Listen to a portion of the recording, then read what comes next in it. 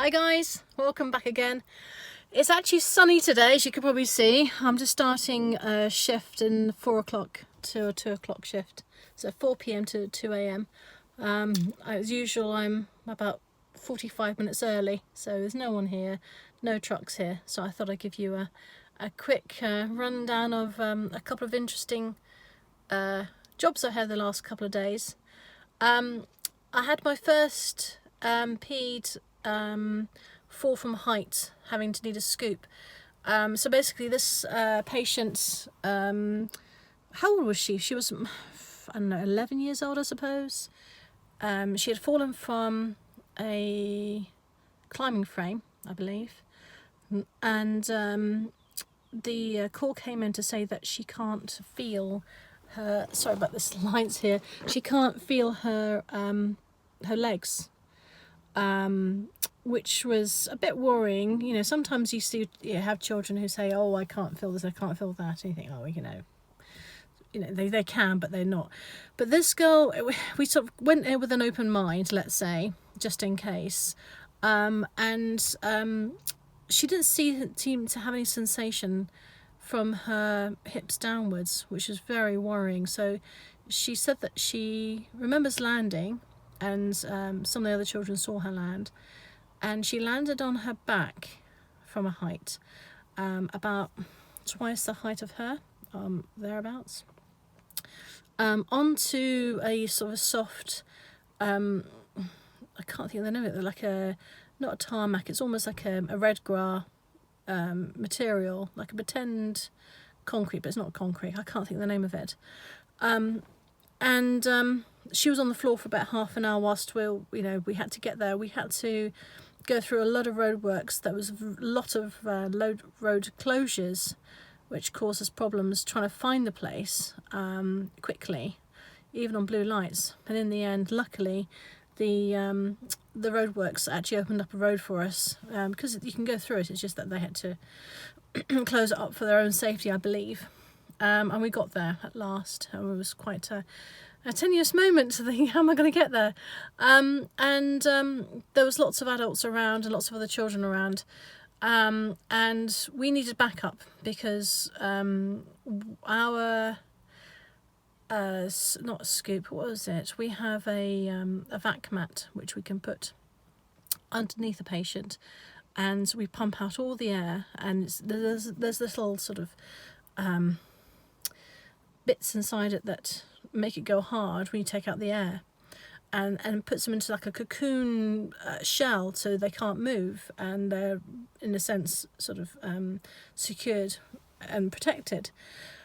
But our vac mat wasn't in operation that day because it was it needed to be cleaned, or it needed to have I think it needed to replace or something. There wasn't a reason, we didn't have it then, so we had to ask for backup anyway. And whilst we're waiting for our backup, did a top to toe on the child, and she had no other injuries. There's no scrapes or bruises or anything. Her eyes are okay, there's no liquid coming out of her ears. We had no C-spine, no head injuries, thankfully, but she just couldn't feel from her hips downwards. So in essence, she might have broken her back, we don't know. So luckily we had a few bystanders around, and some adults who were in a position where they could help us. And what happened was that we had a scoop. We bought the scoop, and we bought the stretcher alongside our patient, and the scoop is basically like a stretcher, which opens up back the front and the back end, like the head and the bottom end, so you can actually sort of click underneath each part of the person and click the head end and the bottom end, and then you can lift them up, so you don't actually have to lift them bodily onto this scoop, and then from the scoop onto the stretcher. And in order to do that, we had to have a log roll whereby everything is in place, the head is maintained and secured by hand. So I think I was at the head end at that time, securing the chin and the neck to make sure it doesn't move, just in case she had a neck chin problem. And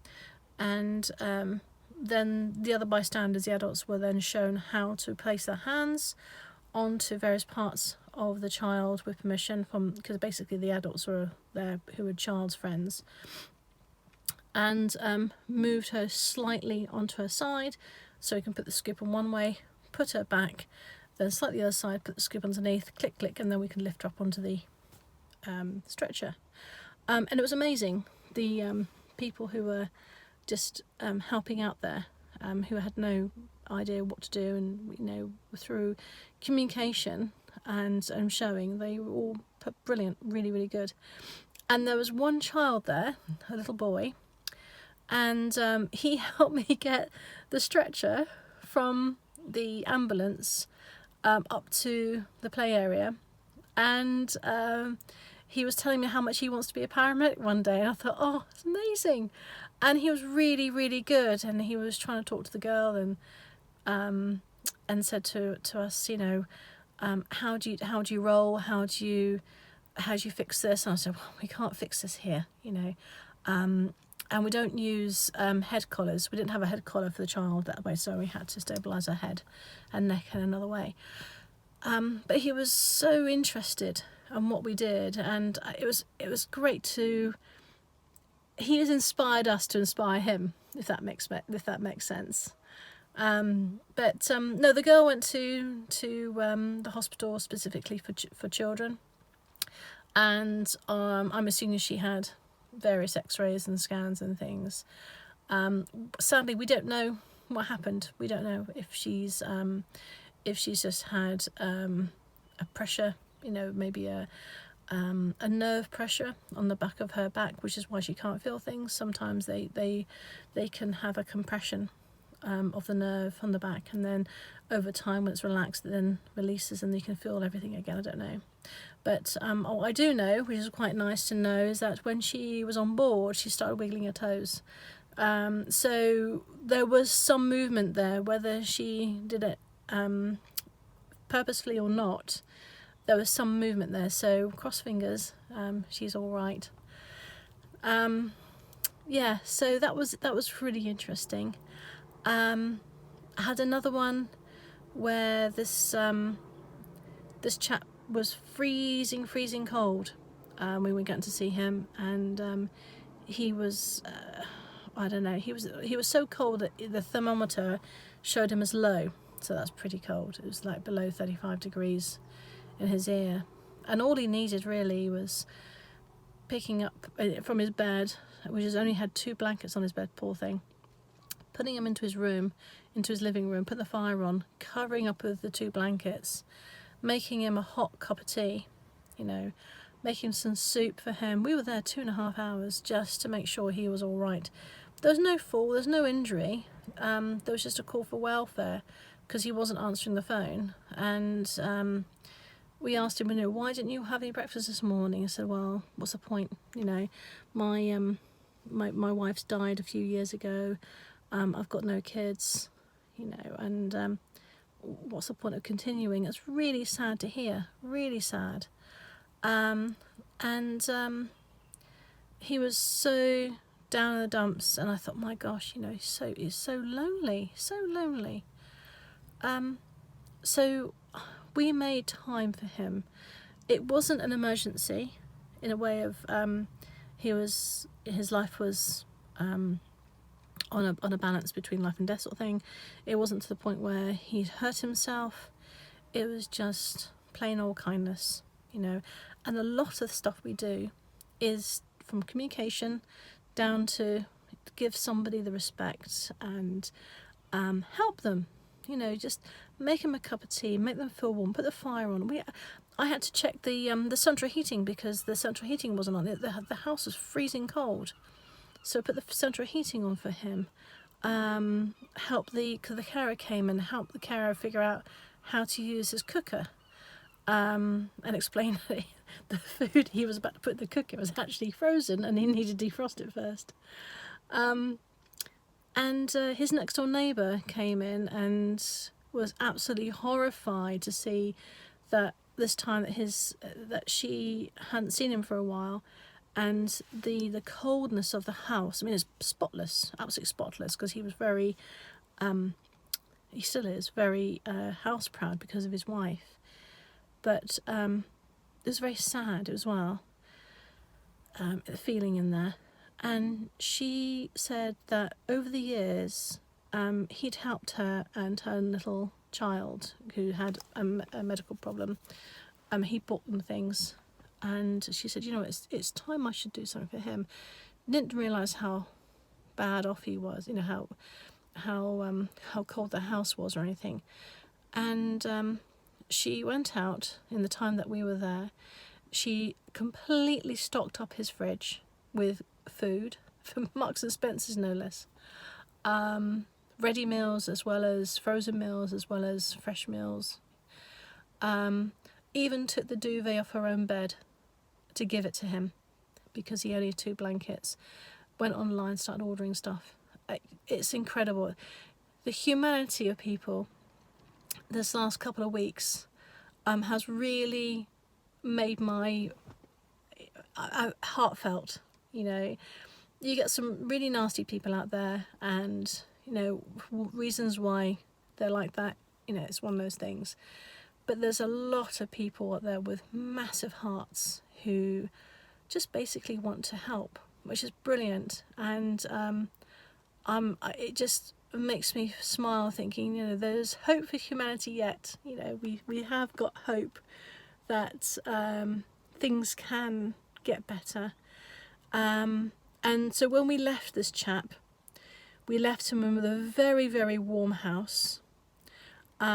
Heating and everything is all paid for. He was fine with money, and that's, which is great, because we also had to check that. His carers are updated about, you know, why the heating was down, and explained to the new carer how to cook his meals. I think he was new. And now when we left, we put a package of safety netting in to say, you know, this is what happens if you find yourself in a position that you need help. Press your button, because he has got care line. He just didn't want to bother anybody. He just thought, you know what, I just go. I'm not needed anymore. You know, I just want to meet my wife, and that's you know, that really helped.